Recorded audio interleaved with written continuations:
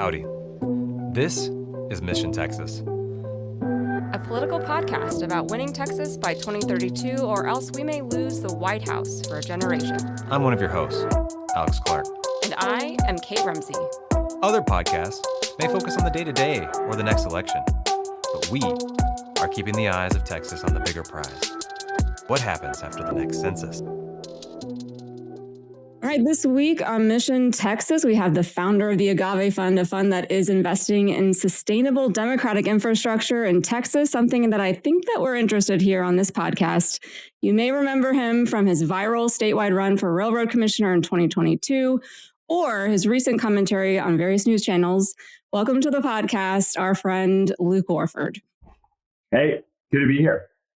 Welcome. We got a lot to talk about with you, Luke, including what happened in the primary, what's going forward. But what we like to ask all of our guests before we do all of that is a little bit about your origin story. Alex and I benefit from having known you a little bit as a friend, but how did you get involved in politics? What was like leading up to your race? And then help us understand the Agave Fund, for example. Like, was it an answer to a problem that you saw in your history in Texas politics? So what's your origin story?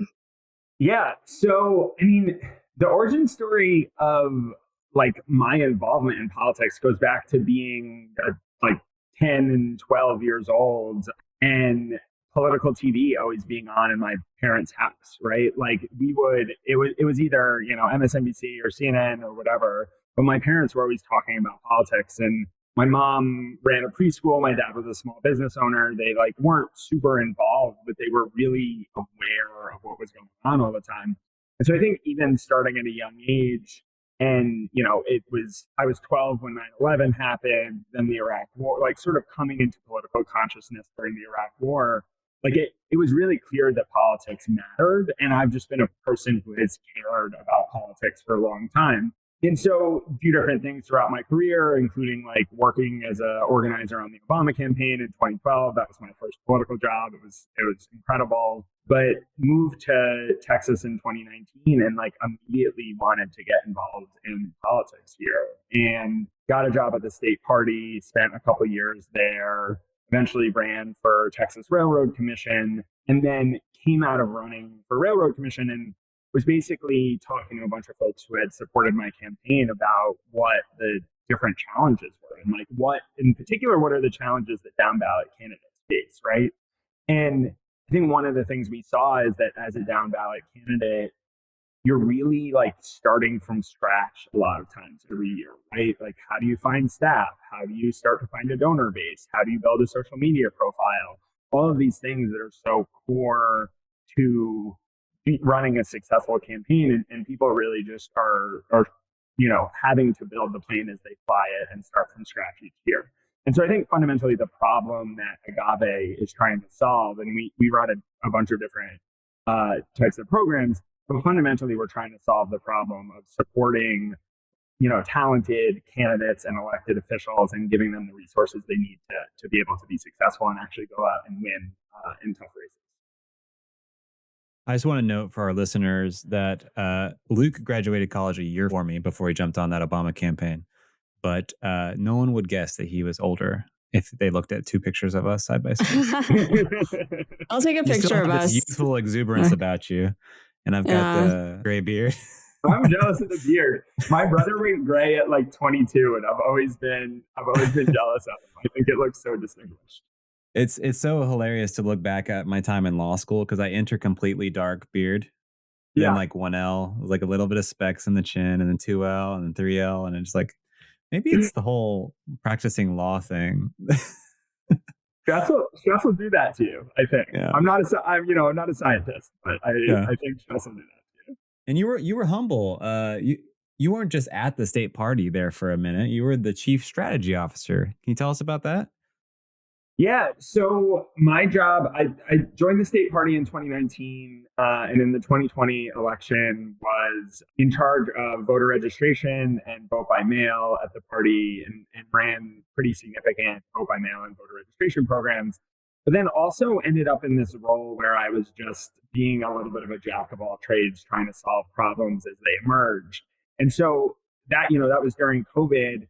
And so that meant we I ended up spending a bunch of time on two things. One is digital fundraising, and we actually worked with, this was like early in the days of Twitter fundraising, and you could get people with big accounts to tweet a donation link, and people with hundreds of people would give you money. It was wild. I mean, that doesn't work now the way it used to work. But we ran these viral fundraising campaigns on Twitter, basically, getting a bunch of folks to tweet like "Turn Texas Blue," and then we did a Seinfeld reunion fundraiser and raised a few $1 million for the state party, which was pretty significant, all in grassroots money. Wow. And so that was one thing I worked on. And then in the final stretch of the campaign, everybody shifted to GOTV. And again, it was COVID. And so we actually set up phone banks that we were running called Dance and Dial. And like literally everyone's at home, it's COVID. And we incorporated dance breaks into the phone banks just because we were trying to make them fun and build a little bit of a sense of community. And so for the final month of the campaign, we were essentially running a 3-hour phone bank, a 30-minute break, a 3-hour phone bank, another 30-minute break, like 9 hours of phone banking a day with hundreds of people on the dialer. Combat cabin fever. Yeah, it was right. Exactly. And it was fun. I mean, we built a real community around it, which was really cool. And so started doing that work and then became the chief strategy officer there, which essentially meant I continued to play a special projects role, but was doing a bunch of fundraising and strategy work and figuring out how to keep building the state party in 2021.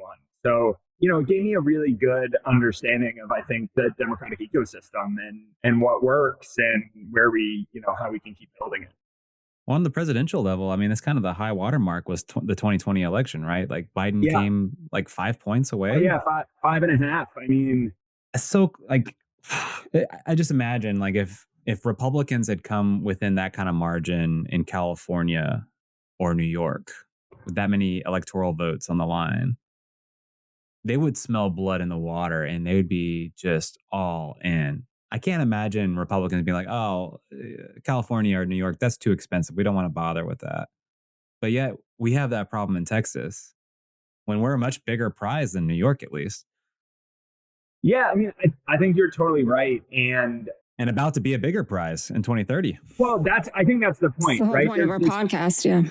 So exactly, the whole thesis of the show.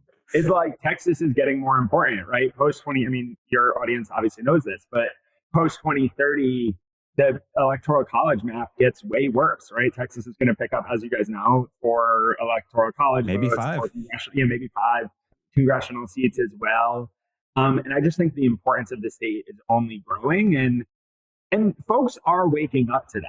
I think the existence of the Agave Fund, the amount of funding that Texas Majority PAC is getting, there's initiatives that are an indication of national recognition of the importance of the state. And honestly, I think the amount of money that James Talarico has been able to raise as a Senate nominee is staggering, right? He's outraising most sitting U.S. senators as a state rep.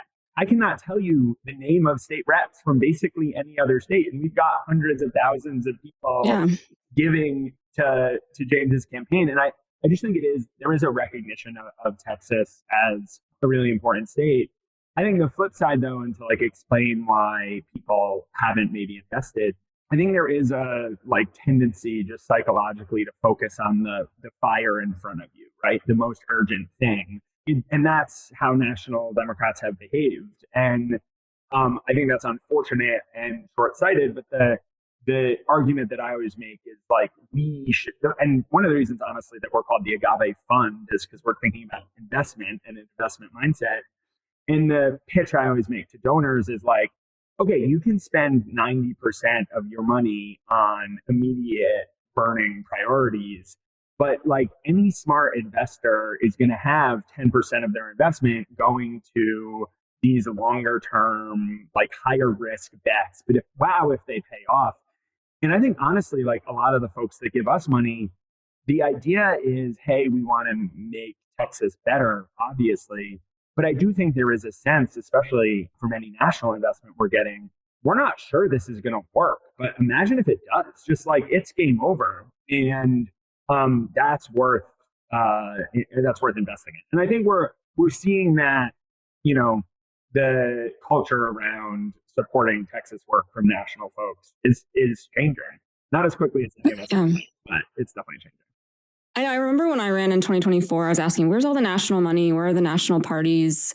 Where are people coming to help us? And the message I was getting from people here was that they wanted to see us get our shit together a little bit more, for a lack of a better word, and that we needed to show them that we are stepping up and it's not just them coming to save us. But it feels like there has to be a little bit of both. Alex often talks about his Obama days, and you were talking about it and how we had a national primary here and a national presence, and which we have not really felt since. And you wonder where are the national people, strategists, consultants, any national candidate who comes into town. And the last person I remember that we all probably thought about was Kamala when she came through Houston. And it doesn't seem like that's a coincidence that she was coming through Houston and also was thinking about that. And Gavin Newsom has been here several times, including recently. So it just feels like, I think that there is some amount of like groundswell of people thinking about Texas and not writing us off. And I wonder your thoughts on whether the primary and being so contested helped in that, and that we are showing two very capable candidates, and that they are both nationally recognized. Well, at least Jasmine probably, and then James kind of like up and coming, especially with like Colbert and all these other interviews. I would also just quickly note that Wes Moore and J.B. Pritzker have also made their pilgrimages to the great city of Dallas. That's right. Okay. Yeah. I mean, I think we're seeing a bunch of national folks come to Texas. I think the question is, are they coming here to fundraise? Because Texas has always been a donor state, right? Where our money is going out, it's not coming in. And that's my frustration is like, yes, nationally, like among the activist class, I think there's a growing recognition and there's a lot of grassroots money coming in to James, right? Like a lot of his donors are $100 or less. Totally. Yeah. My frustration is not only for James, but even in races like John Rosenthal, who's running for the same seat you did, right? For Railroad Commission. Like there's a sense of like, well, from DC and New York Democrats and elsewhere, like the kind of more institutional givers are like, we'll see if Paxton becomes the nominee. We'll see if Beau French is the nominee for Railroad Commissioner. Then we'll be interested. It's like, well, I see what you're talking about, but the most strategic time to bring in the money is as early as possible. Like I get really upset about the 2018 race and knowing how half of Beto's historic haul was like in the last several weeks of the campaign. Like the last month. Which is not the most effective way to obviously deploy resources. And speaking of Kamala coming to Houston and having an amazing rally with Beyonce endorses Beto on election day. Yeah. Like, could have had that on early vote. That would have been great. Yeah, for sure. Love you, Beyonce, but come on. So I think there's a few things, right? One is to Kate's point about Texan people wanting Texas money to move first versus national money. The reality is when you look at the numbers, there is no swing state in the country. And obviously Texas is bigger than a bunch of these states. So it's not a perfect comparison. And there is no swing state in the country where the majority of their political money is coming from within the state. And just to use that as a slightly outsized example here, the Wisconsin Democratic Party, Wisconsin, obviously a huge swing state, and the Democratic Party is not obviously the whole ecosystem, but 97% of the money that goes to the Wisconsin Democratic Party is coming from out of state. So you've got national Democrats who are very seriously investing in the Wisconsin Party, right? And they are saying they understand this is an important strategic place and it's a place they should be spending money. So I think it is a little bit of a double standard, like, oh, well, Texas has to pay for itself, et cetera.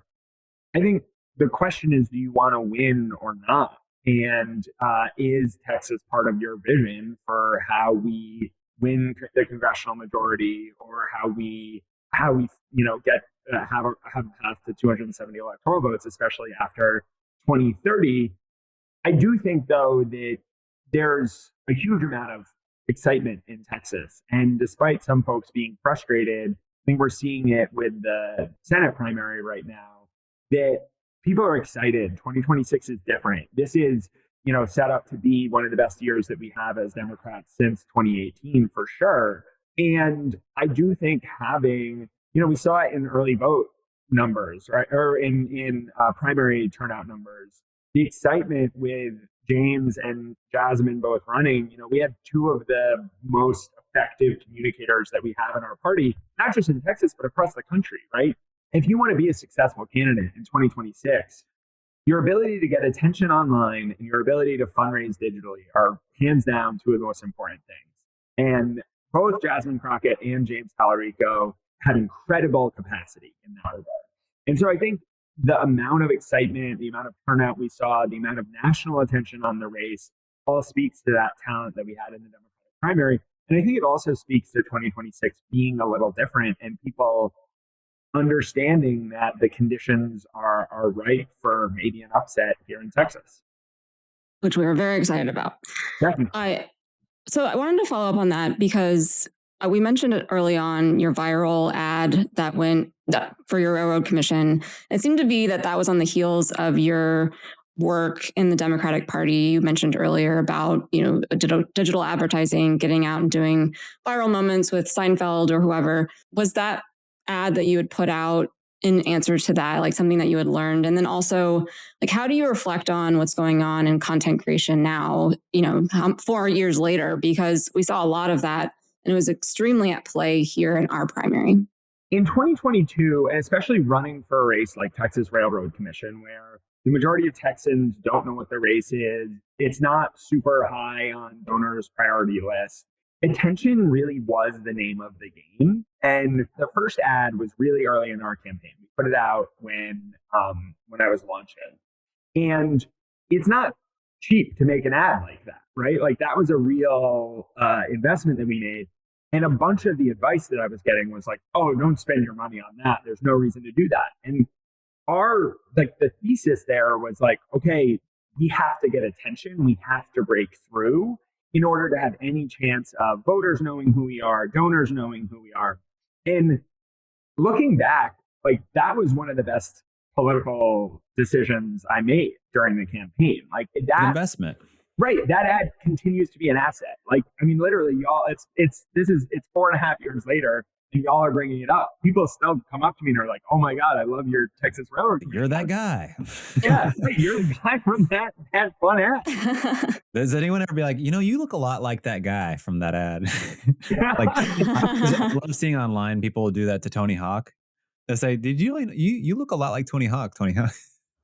You look a lot like Tony Hawk. I think it's more like, do I know you from somewhere? Like what are...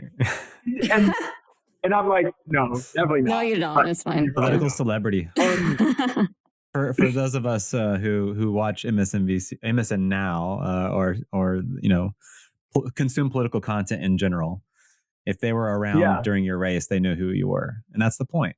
It's the attention economy. It's attention drives everything. Well, and I think what you saw in the Senate primary, and we were starting to understand where things were going on my 2022 race, that of the attention economy, of, okay, like social media is a tool, more and more voters are online, fewer and fewer voters trust traditional media, trust paid advertising. We need different ways to communicate with voters. And I think what we've seen recently, and it's not just the Senate primary, but Zohran Mamdani's campaign for mayor, right, is like the quintessential example here. Another formerly unknown state representative, right? Right. Well, right, exactly. He goes from less than 1% in most of the polls. Nobody knows who he is. I think he, was a member of, the state assembly or something. Yep. And he just rises to stardom. And part of that is the context, right? Part of that is it was New York mayor. It's like that's a very prominent office in certain ways. And there wasn't that much competition politically for other things that were going on. But I do think he demonstrated a model of how to use social media in a way that really shows people two things. I think they're looking for two things from their politicians that social media is really effective for. So one is they don't like politics. They don't like politicians. And so they don't like either political party. So they literally just want a candidate who is different. When I ran, so much of the driver of our social media strategy was just, what can we do that is different from other campaigns? How do we show that we are different? If people don't like politicians, we want to be different. How do we show that? Not just say, oh, I'm different, but actually show. And so we did a bunch of things. Not all of them caught on that we're trying to do that, but we, made those ads. I took a train across Texas to like draw attention to the fact that the Railroad Commission doesn't have anything to do with trains. Yeah. We made koozies, and we're going to college football tailgates and handing out keep the lights on and keep your lights on and your beer cold koozies with my logo on it. Like, we were trying to do stuff that was not the typical thing you would see a candidate do. So I think social media is really effective at showing that people are different. And then I think the other thing that voters want to see is they want to see that their politicians get it, right? Like, that they understand. And like, that's an amorphous thing, but they want them to get what is happening in the world, and that the world is changing, and that there's a lot of uncertainty, and that they are the right person to help our society navigate those things. And social media is also knowing how to use social media and communicate on TikTok and Twitch and Instagram and whatever are signals to voters that you understand the state of the world. And so I think in both of those regards, we saw James Tallarico do that. We saw Jasmine Crockett do it. We saw Zohran Mamdani, a lot of candidates doing that. But I think it's incredibly effective and important, both in 2026 and going forward. Well, some of that's a proxy for youth too, though, right? Like, John Cornyn is over twice as old as James Tallarico is. Yeah. He like gives off real strong, like, help me convert this into a PDF energy. Mm-hmm. Doesn't know an Excel file. Yeah. Yeah, like, I was the youngest Democrat to run statewide in 30 years when I ran. There's certainly an advantage. James is a social media native, right? He grew up with this stuff. He's been using it himself. I think the same is true with a lot of younger candidates. And so you're totally right. Like, I think there is certainly an advantage for younger candidates, but it's not only younger candidates who are using social media effectively. So I think, honestly, anybody needs to be trying to figure it out in order to compete effectively. Campaign malpractice not to. Right. Whenever I see a candidate with just like an awful social media presence, I'm like, oh no. Yeah. I know my dad's over 70, and if he has a question about something, where he goes to, social media or YouTube. I mean, it's everywhere, right? And that's where everyone's at. That's part of the reason why we created this podcast. But, can we marry these ideas together? Because it seems like we had a lot of content creators, non-candidates, who were out there messaging on behalf of candidates. We have a lot of discourse about how the Republicans have been paying content creators for a while and at good rates. And a lot of people on our side, like us, have day jobs and are funding this ourselves. Like, no one's paying us to do this yet. Yeah, so we'll put a plug for Patreon later. But like, how do we marry these ideas together? And like, because John Turner, one of our early guests, he made a case that we need to be messaging not just at election times, but in between.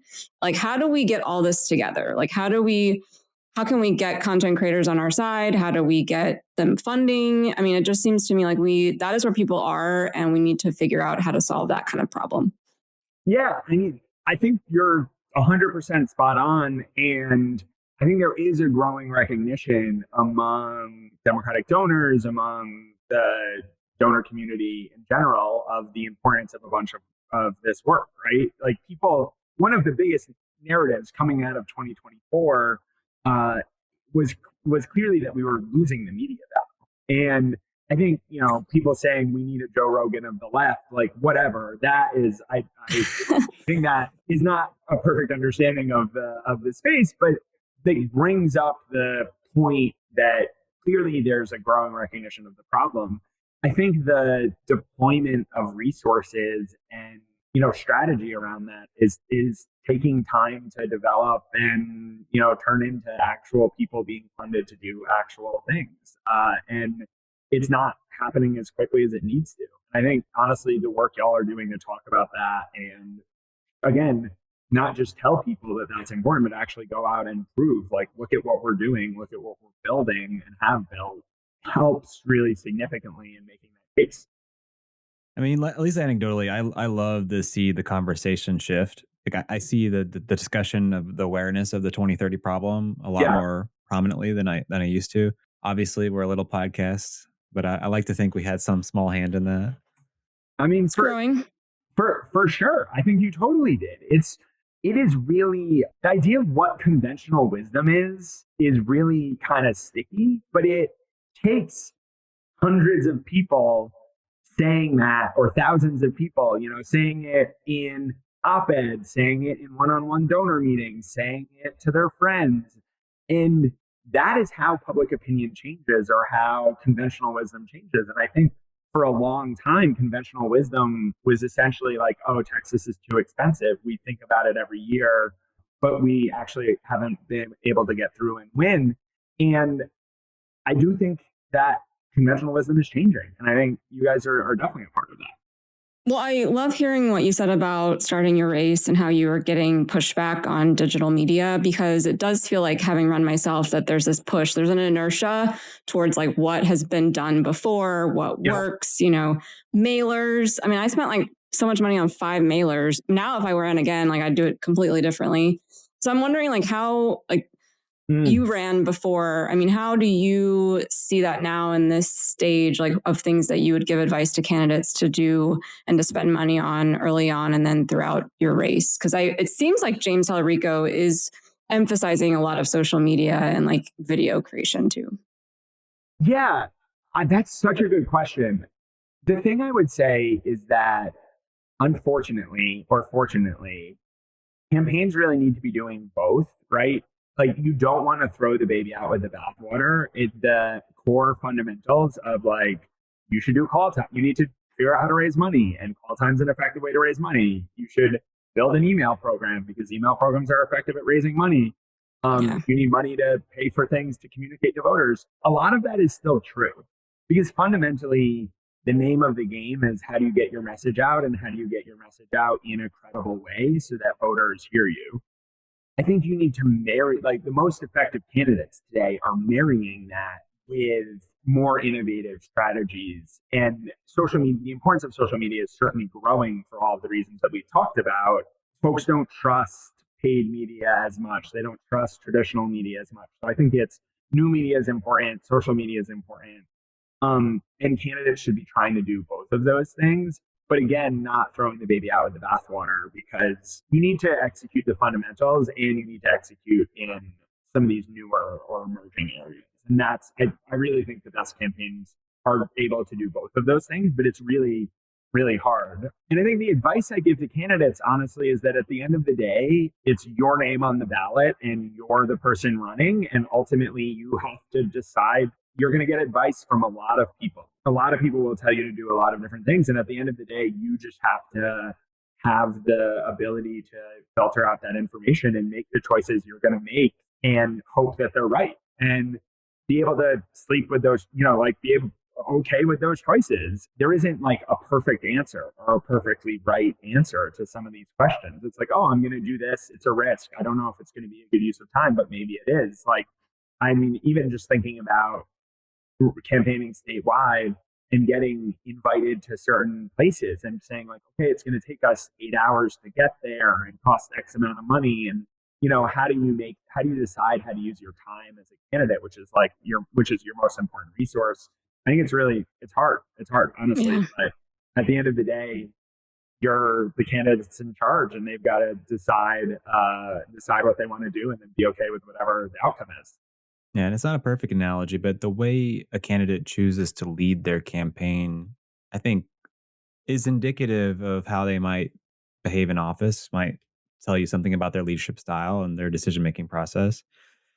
Maybe this is an uncomfortable question, so you feel free to decline, but I want you to kind of, from 1,000 feet up, knowing what you've known as a statewide candidate, but also having been a strategist.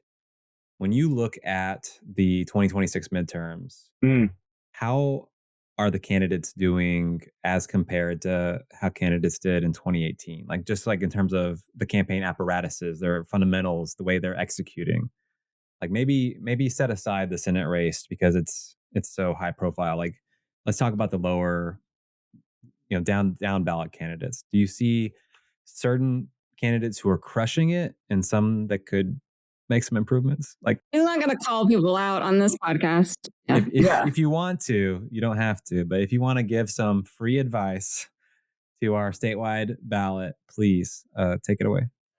Look, I think there are a few things. One is just looking at the fundamentals.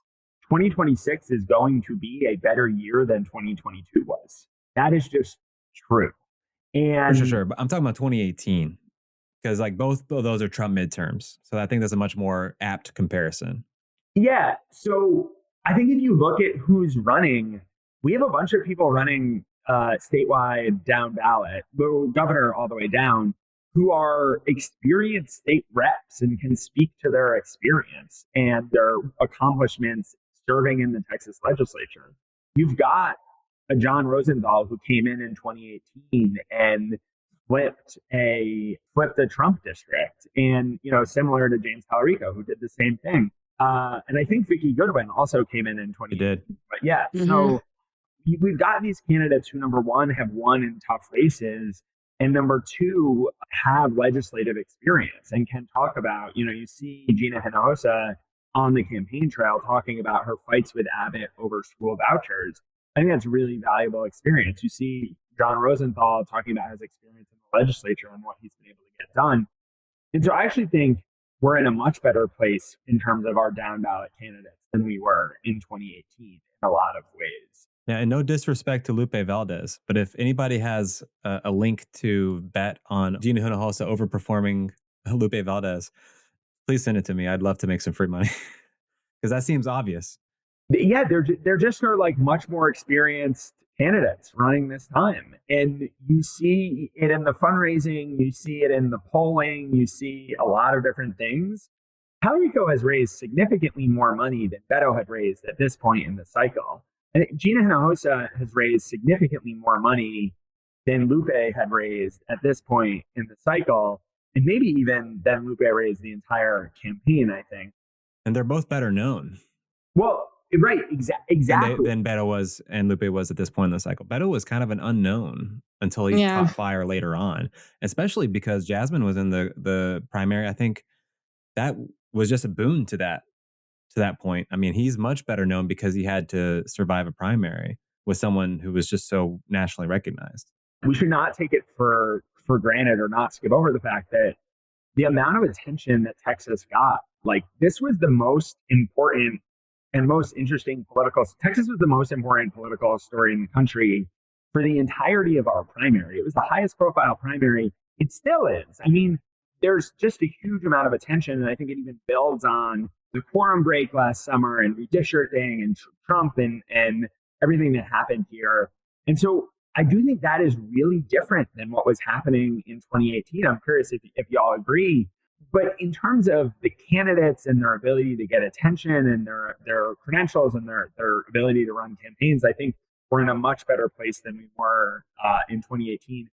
And there's much more attention on Texas. And then the other thing I would just say that I think is really important, like we are in a much different place, and I would argue a much better place from an infrastructure perspective as well now than we were. The fact that you've got Texas Majority PAC spending huge amounts of money here, you've got us spending significant resources, the state party's more resourced than it was in 2018. A lot of the work y'all are doing, a lot of other media and communications efforts, things have progressed significantly. And that doesn't mean that, we're unequivocally going to win in 2018, or in 2026, excuse me. I have a tendency to agree. I mean, I wasn't as involved in 2018. I was still in the government, but as an outsider looking in and now talking to a lot of people, it seems like in 2016, people were really brutally awakened to the reality of Donald Trump. And then they started getting organized. And we have a lot of probably similar mutual friends, Luke, that got organized here in Dallas, a lot of donors. Yeah. Some of the donors that we had on our podcast, Howard and Claire. And it's like now, even though they may have feelings of defeat with 2024, they have their sea legs underneath them. They're much more organized. We have far more volunteers, I think. And then as we have our new chair, we have, resources all across the state, and we are recruiting more volunteers, precinct chairs, county chairs. We have people on every ballot across the state, which I think has excitement everywhere. Yeah. So I have a tendency to agree, to answer Alex's question, that I think that we are in a better spot. But also you wonder if it's the blue wave, is that part of our organizing and infrastructure? And is it also a reaction to how much crazier this administration is? And like for every action, there's a reaction, and how we have the wave, we've dropped even a bigger rock into the ocean, and, the tide is coming. So to me, I think that if we were within 2 to 3 points in 2018, I think we're going to, smash it in 2026 and beyond, is my hope. Makes me think of that old El Paso taco ad where the little girl's like, why not both? Yeah. Right. You know what I'm talking about? Yeah. Los dos. Yes. Yeah, exactly. Well, and I think to your point, the biggest question, right? The strategic question that nobody actually knows the answer to, because we won't know until people vote in November, is how does 2026 compare to 2018? That's what everyone is thinking about.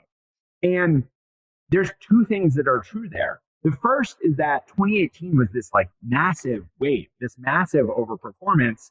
And to predict that that's going to happen again is, just not statistically that common. We don't have wave years that are that big that often. So that's true, that it's not, just from a historical perspective, super likely to have another wave that's that big.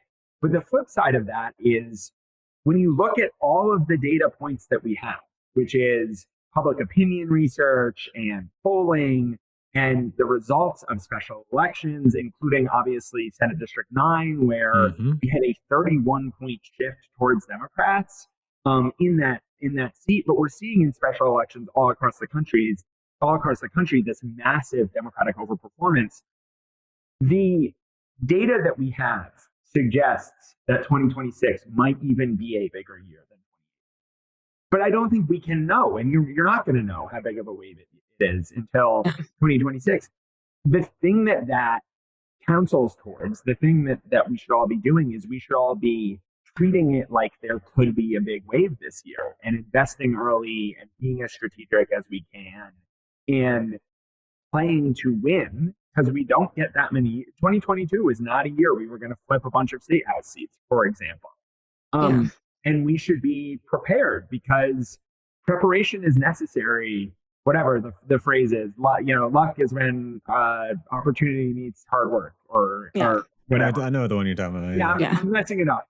But the point is, we got to be prepared, so when the opportunity arises, we can take advantage of it. And I think you're seeing folks treat this cycle really seriously. No, I just feel like there's a tension though with that. Like we're anticipating, and we think with polling there's a big blue wave. But as Alex harps on this like every episode, we have low polling in our party, and this is something that is not easy to swallow. We put something out on social media about it, and people were like, "What? No, like that can't be." And I'm like, "No, really, it is." I mean, we might have people voting with us, but they aren't necessarily saying, "Yeah, no, I'm proud to be a Democrat," or "I approve of the party." And so, how do we marry those two tensions together of like, we anticipate and we've seen that wave, but at the same time, we still have work to do to improve our brand or what our messaging is about our party? Oh, I think we have a huge amount of work to do to improve our brand and what people think of us as a party. If you look at this moment historically, the Republicans are about as unpopular as they have ever been, but the Democrats are also about as unpopular as they have ever been. What that means, and I think what that's speaking to, is a deep frustration with the status quo and a deep frustration with politics as they currently are, and politicians in general. And so I think that means a few things, right? One is, for any candidate that wants to win and overperform in 2026, they should be making the point that they are different from a typical politician, right? Like James Tallarico should be saying, I'm not a DC Democrat, I'm a Texas Democrat. Here's what being a Texas Democrat means. I am different. Because we know that candidates that are perceived as different from your traditional politician do tend to overperform often. And so that is a really clear thing that any individual candidate that is running this year should be doing. They should be trying to differentiate from the Democratic brand, because I do think that that is a strong indicator of overperformance, and there's a deep frustration in the brand. And I think he's done a great job of that. And I think it's borne out by the polling. Like I was mentioning how frustrated I was with half of Beto's money in 2018 coming in the last few weeks. I think the reason why is because Texas Democrats are pretty pessimistic people. And maybe it's also national Democrats, but it's because Beto had this rush of money because there was finally a belief that it was possible. Like the polling was bearing it out that like, look, he could win. There's already a poll that shows James Tallarico leading both John Cornyn and Ken Paxton. So we have that moment that Beto had to wait for until the last month. It's already here. So we should act accordingly. Yeah. Right. So I wanted to put that out there because that social media clip of me pointing out that the Democratic Party's numbers are in the toilet, is negative. It's kind of sad. It makes me seem like I'm poo-pooing. But there is great cause for optimism, right? Yeah. Like you mentioned, Senator Taylor Ramett now. Yeah, and James's numbers are already ahead, right? There's already a case that this is possible right now. Like people keep saying we need to see more. We need to see more. We already have the proof point. Like now we have to go and do it. I think that is correct, right? That we have there. This is an exciting year. There's a lot of reasons that 2026 is going to be a good year. And we need to be walking and chewing gum at the same time and actually have a theory and a strategy of how to bring the Democratic brand's favorability up. And frankly, like I'm a believer that the representatives of our brand are our candidates and our elected officials. And so that the solution to this is actually not that complicated, that actually it's just getting good people to run for office and yelling about helping amplify them so people know who they are. They're like, oh, that's a Democrat. I think of this person. I think, of Kate. I think of Alex. That's what a Democrat is. I like them. And it's about amplifying our current elected officials and making sure that they are our brand representatives. And I do think that having a Senate nominee that's different and that's not your traditional Democrat in James Tallarico is going to do really good things for the Democratic brand here because he is the most prominent Democrat. He will be the most prominent Democrat. He will be a really big representative of what it means to be a Democrat for a lot of Texans, just like whoever becomes the presidential nominee in 2028 is going to have a huge impact on the national Democrat. I do think Kate, like to your point about fixing the brand or improving the brand, like it comes down to leaders and amplifying them and drawing attention to them and giving them the resources they need to be successful. And then when we get into power and in the places that we are in power, actually delivering for folks, right? Like I think it is incredibly meaningful, for example, that the Democratic-led Austin City Council made a bunch of policy changes to make it easier to build housing. And that has resulted in a 19% drop in rents in the last 4 years. Like that is really meaningful delivery. And we should be yelling from the rooftops about those successes and the successes we see when we have Democratic leadership. And State Senator Nathan Johnson co-sponsored a bill with State Representative Tallarico. Right. Yeah. Make housing more affordable. Yeah. And those are the real outcomes. I think that's one of the things, speculating, I guess, at a certain level. But yeah, I agree with you that part of the Democratic brand problem is like a disconnect between rhetoric and outcomes. And so anytime someone actually does something that they said they're going to do, it's like a proof point that like, my vote, my effort to get Democrats elected means something. Mm-hmm. I'm not advocating for Josh Shapiro to be the nominee in 2028, but like credit where it's due, like the fact that he fixed a bridge in like matter of days, not months or years, that was a story that like made a big impact on people because they're like, that never happens. Politicians always talk and they drag things out. You see it in the data. Look at his favorability. I know. And Pennsylvania is so popular. Yeah. And I think it's because of that, like, get shit done ethic, right? Yeah. Like that is, and I think, to use his words. And it really matters that where Democrats are in power. And it's hard because Democrats in Texas have been out of statewide power for so long, but where we are in power that we're delivering and celebrating those wins and yelling about them so people know. Well, I mean, onto that, Alex, I remember you would say something about Andy Beshear and something that he delivered in Kentucky. Oh, yeah. And Another then great example. And that was just sort of a localized issue. And so I'm wondering what y'all's thoughts are on the issues today. I mean, we have the platitudes of healthcare and immigration and abortion and obviously schools. I mean, I think that's a huge problem here. We've got school closures, but are there any issues that you're seeing that are more localized that we can help try to solve now? I mean, the one that is coming to my mind is the data centers, water, and we know Clayton Tucker, who actually today our episode dropped with him, and he's really talking about that. I mean, everything he's talking about is data centers and water. I spend a lot of time, we do polls, we commission polls pretty regularly, but I also spend a bunch of time reading polling that other people are doing in the state. I think the clearest thing, and you guys know this and we all know this, but I really don't want to skip over it. The first, second, and third things that every voter pretty much is worried about in 2026 is the cost of living. And it's the cost of electricity, the cost of healthcare, the cost of groceries. We've been saying for a long time, it's the economy stupid, obviously, and all that. But you do not see in the polling all the time that cost of living is so high on people's issues list. And so I do think that the simplest advice for candidates is talk about the issues that people are telling you that they care the most about. And we should definitely talk about other things, and healthcare within the context of healthcare costs, I think, is a really good frame. I think you want to have a coherent vision about how to lower the cost of living in Texas, and a coherent plan depending on what office you're running for, and spend a lot of your time and your energy talking about that, because that voters pay attention, and they're going to know if you're spending your time and your money mostly focused on the cost of living, that's probably the thing that you're going to focus on when you're in office. So I think, honestly, that's what, of course, there are localized issues, and I'll talk about Senate District 9 in a second. But I think broadly, the advice for candidates is actually, people are so frustrated with the status quo. They're so frustrated with the economy, and really having a laser focus on not just affordability, which is kind of this broad amorphous thing, but specifically the cost of groceries, the cost of your electricity bill, your healthcare costs. Those are really concrete things that we can have plans.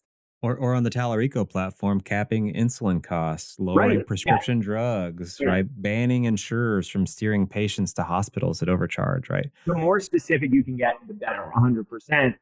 The thing that I'll say about Senate District 9, and I'm curious for y'all's read on this too, in terms of local issues, I think there were takeaways from Senate District 9 that were okay, Trump's in the White House, okay, Taylor Ramet's a really good candidate. I think a really important thing about the Senate District 9 story is that Tarrant County had been the hotbed for Republican extremism here for a long time. They were just pushing further and further to the right on a bunch of these cultural issues, and that this was an opportunity to push back against that, and voters took that opportunity. And so I do think that was specific to some of the Tarrant County extremism. But I do think it is a little bit of a playbook for how Democrats can think about contrast messaging across the state. That we clearly need to talk about what we are going to do for people. And we also clearly need to talk about the Republican extremism that is deeply out of step with the vast majority of Texans, and that has captured our state government, and it is leading it. Yeah.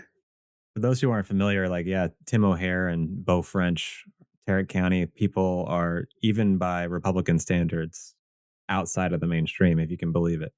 Well, I would say I agree with that, with both of you.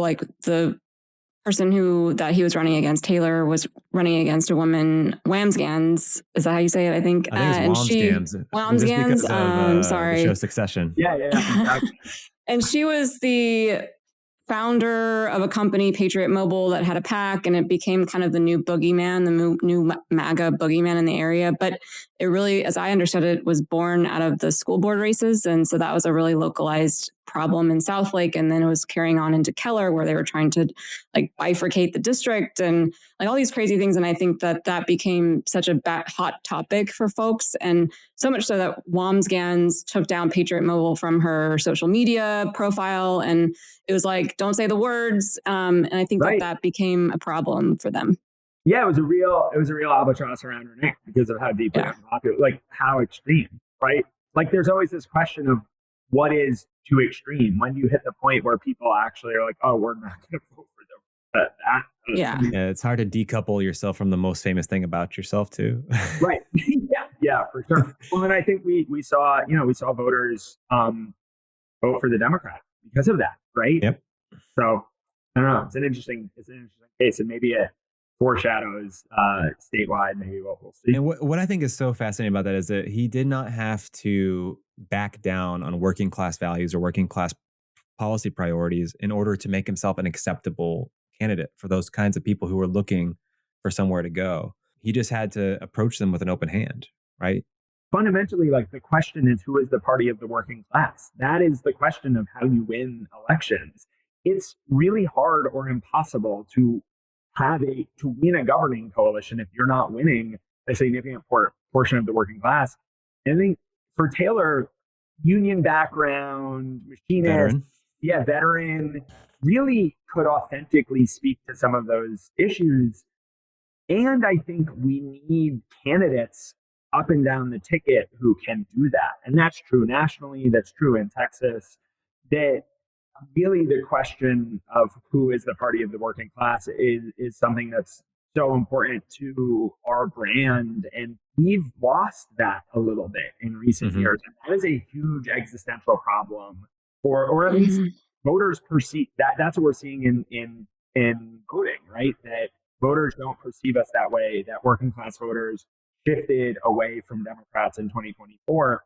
And certainly I think it's one of the most important things for Democrats to be doing everywhere to really be winning back those working class voters. And I think, Taylor Ramett is a great example of how to do that, but he's not the only example.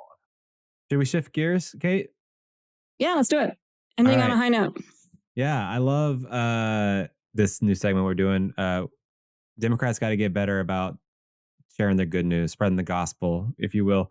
So what is something from your life, either personally, professionally, anything at all, that is good news that you want to share with the world?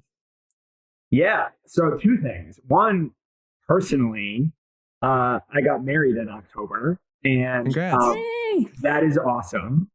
Being newlyweds is great. It was a great celebration. We felt very supported by our community, and got married in the Hill Country outside of Austin, and it was awesome. And so that is definitely a source of joy and a source of welcome distraction from the general state of politics and the Trump administration. So that's one personal thing I'm really excited about and really happy about. I think a professional thing, a thing that Agave is doing that I'm incredibly excited about, that we're working on, actively right now, this week, next week, et cetera. In 2024, we helped. One of the biggest challenges facing Texas Democrats and down-ballot candidates in particular is that it's hard to hire and afford qualified campaign managers. And so in 2024, we did this pilot where we worked with an organization called Blue Leadership Collaborative to recruit, train, and then place and help pay for the salaries for 5 campaign managers for 5 state house races. That was a pilot, and it went really, we feel really good about it. There were certainly things we learned, but felt good about it. And so we came back this year, and we're actually doubling the size of that program. So we're going to be doing 10 campaign managers for 10 down ballot races that Democrats, they're almost all flips on both state house and countywide seats, that I'm super excited about. And we've also expanded and are launching a deputy finance director program, because that's another major challenge in the space, is that there aren't enough finance staff. And so we are actively recruiting, and then we'll train and place deputy finance directors on 6 down ballot races as well. So we basically tripled the size of that program from 2024 to 2026. And we're in the midst of recruitment interviews, talking to campaigns to try to figure out who needs these resources, and doing the training. And that's just like a very exciting, the way that works is we really believe in cohort models. And so the only people who are invited to do the training are like the 6 people. But it's pretty, the training on it is like super intensive. It's like on the campaign managers, it's 4 weeks all day. They're bringing in we're bringing in experts on all different things. It's pretty cool when you set them up with mentorship. My good news, Luke, is I'm gonna follow kind of your wedding theme here. I am ordained online, and I will be officiating my 6th wedding next weekend in Wiley, Texas. Oh man! To a friend of mine who was a member of the hardcore metal band I managed in high school. I was just on a phone call with him last night and getting kind of his version of like their story and like how they met and how they fell in love, the proposal and all that. So I started working up my outline and kind of the order of events with the processional and the homily and everything. So I'm really excited about that. That's beautiful. Yeah. That's so awesome. And you're a pro. You've done it 5 times before. Yeah. I have. It's twice for people from like my hometown area, twice for members of my family, my brother, and I actually remarried my parents. They've been re-divorced again, but so I have a perfect track record. And then also for a Teach for America couple that I just met at a happy hour. They're just like, we were just going to go down to the courthouse, but yeah, you should do it. That's great. Well, my good news is similar in the fact that I've been married for 7 years now, and we had our anniversary last month. But it was in the midst of the primary, and it was hard for us to get away. So after the primary, we went to Mexico like last weekend. So it was nice to have a little bit of a vacation. And then also it's like, wow, I've been married that long, and I've got an almost 4-year-old. But Alex recently told me on a text thread that he's been married for like 14 years. So I don't know. Yeah. He beats all of us. I can't believe it. How he's done that. We got married a week after I graduated from Austin College, and so yeah, coming up on 14 years. Not on the pod, but on in the future, y'all have to. Well, offline we can talk about marriage advice. Right, bonus episode. Yeah, we'll do a bonus episode on Alex's marriage advice. So join the Patreon, everyone. Yeah. Right. Well, that's a good segue before we head into our last segment. I want to give a plug for our Patreon. If you want to support us as independent media and help us defray the cost of our incredible editor, Juan Jose, you can become a member at patreon.com and find us Mission Texas for a few dollars a month, or you can support us by giving us a 5-star review or share our social media, Mission Texas Podcast on all social media platforms. All right. Getting that out of the way, Luke, we're wrapping up here. So we want to give you and all of our guests the last word, kind of like the last stand at the Alamo. Like, what's the last thing you want to give our listeners and our audience as far as like, what's it going to take to flip Texas long term? I love this question. And I think about 4 things. One is a Trump midterm, right?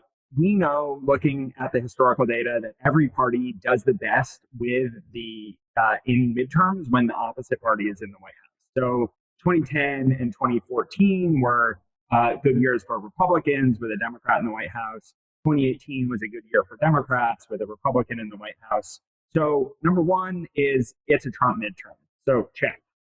The second thing I would want to be looking at is how are people feeling about the economy?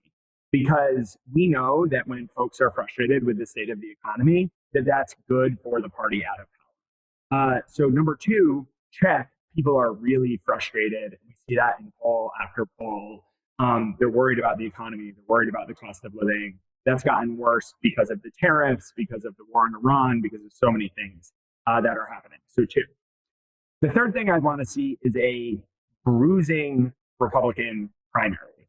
And the result of it, regardless of if Ken Paxton or John Cornyn comes out of that primary, it is going to be a pretty battered and beat up Republican nominee. They will have spent tens or maybe hundreds of millions of dollars driving down negatives about each other. And so I think in either case, you're going to end up with a pretty flawed and pretty weak Republican nominee. People, like, everyone talks about how weak Paxton is, but John Cornyn's favorability is literally worse than Ken Paxton's statewide. Like, that is astonishing. That is hard to do. That is that's hard to do. Yeah. Right? It's hard to do. And so third is a weak Republican or a beat up Republican nominee. And then the fourth thing I'd want to see is I want to see a Democrat at the top of the ticket in Texas who's an excellent communicator and an excellent fundraiser. And we've got, luckily, James Tallarico as our nominee, who is truly a unbelievable fundraiser and clearly is tapping into something online in terms of his ability to get attention and go viral and communicate with voters that is pretty special, not just here in Texas, but across the country. And so the thing I would say, that's number 4, check. And so if you're looking at the perfect storm for a year where Democrats might be able to win statewide, there are years where 2022, for example, was a year where even if you squint, you couldn't really see the path to victory. Like the fundamentals weren't there. It was going to be really, really tough. I'm not a person who's going to come out here and be like, oh, 2026 is definitely the year we're going to win. But what I will say is that pretty clearly, based on the fundamentals, based on those 4 things, this is going to be our best opportunity, at least since 2018, if not longer. And we should all be treating it like it is that opportunity. So if it is a huge wave, if lightning strikes, if things align, as we hope that they do, that we actually can get over the top and win. And so that's what I'll leave folks with, that the fundamentals this year are positive and hopeful, and we should be acting accordingly. Amen. Excellent. Well, thank you, Luke. Where can we follow you and support the Agave Fund? Yeah, you can support us at agavefund.org. You can find me. I try to not spend as much time on social media as I did when I ran for office, but on Twitter at Luke Warford TX. And then we run a public opinion research project that's free on Substack, where you can find it at texaspublicopinionresearch.com or just on Substack at Texas Public Opinion Research. I just joined Substack, so I'm going to have to find you. It's really fun. We do quarterly polls or more often than that, and then we try to write about them and explain parts of the polls in ways that are really easy to understand. Because like one of the biggest challenges with polling is that the questions are kind of like divorced from what is actually happening in the world and not that easy to use. So we're really trying to actually walk people through in really simple language, like what the results mean, which is cool. Amazing. Well, thank you, Luke. We will end it there. We will see our listeners next week, and God bless Texas. You can follow us on all socials at Mission Texas Podcast. Email us at missiontexaspodcast@gmail.com. This episode is edited by Juan Jose Flores. Our music bumper is by Adam Pickerel, and our cover art is by Tina Sohn.